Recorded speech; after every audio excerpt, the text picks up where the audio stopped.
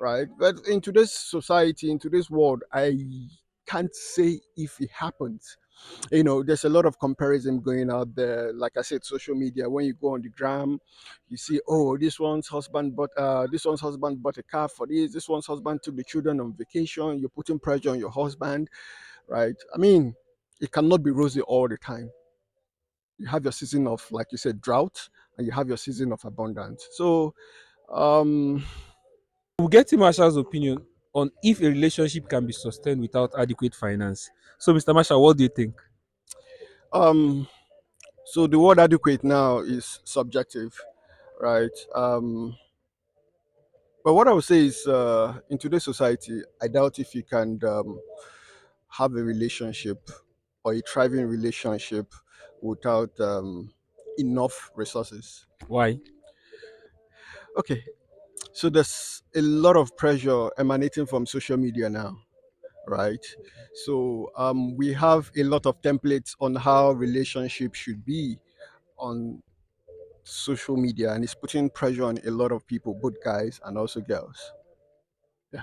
So when you go on social media, you see a lot of people buying cars, taking their girlfriends on vacation. That's a lot of pressure on guys, and also that's a lot of pressure on girls too. Because if your guy cannot give you this, I mean, you know the rest, right? I don't know. What's the You know rest? the rest. It's just like you going out to the market. You want to get an item, right? You always want to pick the best from the rest. So you always want the guy or the girl that can give you what you want, your dream life, your dream relationship, or your dream definition of relationship, right? So I think the bedrock of relationship in our society today is just finance. Back in the day, it used to be okay, how cerebral you were, your looks, your swag, and some other things. But right now, bro, how much do you have in your bank account? That's a question. So sad. Sorry.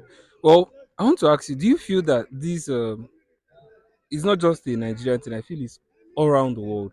Do you feel it's affecting our relationship with ourselves because there are more single people today in 2025 than they were in 2005, in 1985, in 1995? So, do you feel that this our new approach to relationship to life? Do you feel is affecting us mentally? Of course. I know there was a debate back then when people were asking the pros and cons of social media. I think this is one of the cons of social media, right? It has changed the way we live our life. It has changed the way we relate with people, right? A lot of people have different perception, perspective of life, of relationship, of how things should be done, right? So, no going back. We can't change it. It has come to stay. It has come to stay, right? Finance is the bedrock of every relationship and even marriage, right? At the moment. So, may God help all of us.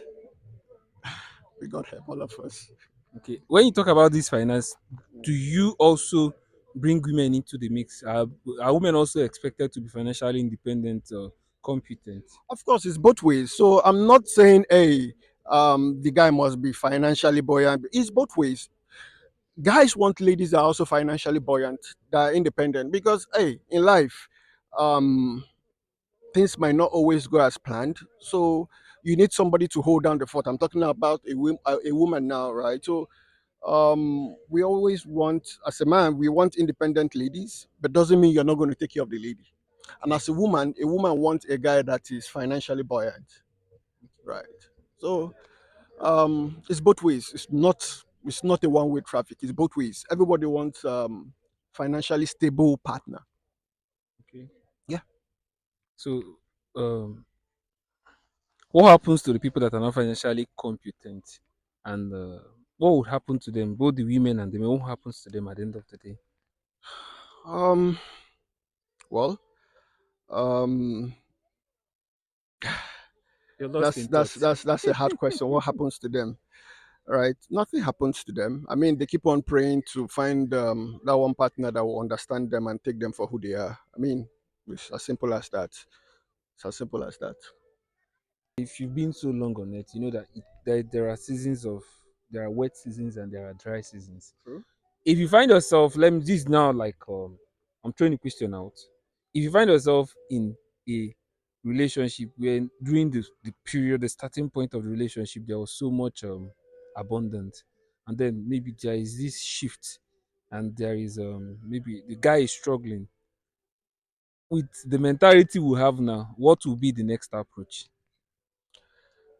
So, are you referring to relationship now or marriage?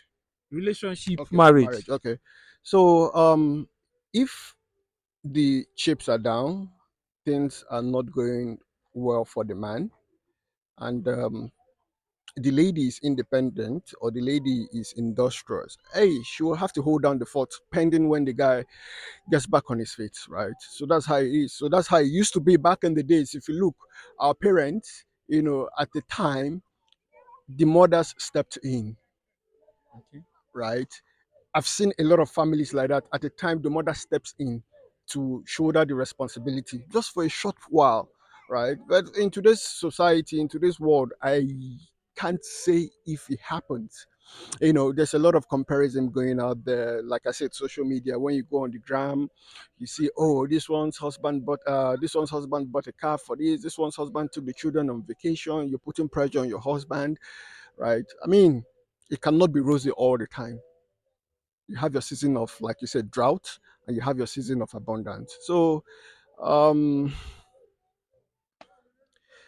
like I said, finance is the bedrock of relationships and marriages of today. All right. Finance is the bedrock of relationship and marriages of today. What do you think? Is it right? Maybe it's wrong. I would like to get your opinion in the comment section. Thank you for watching.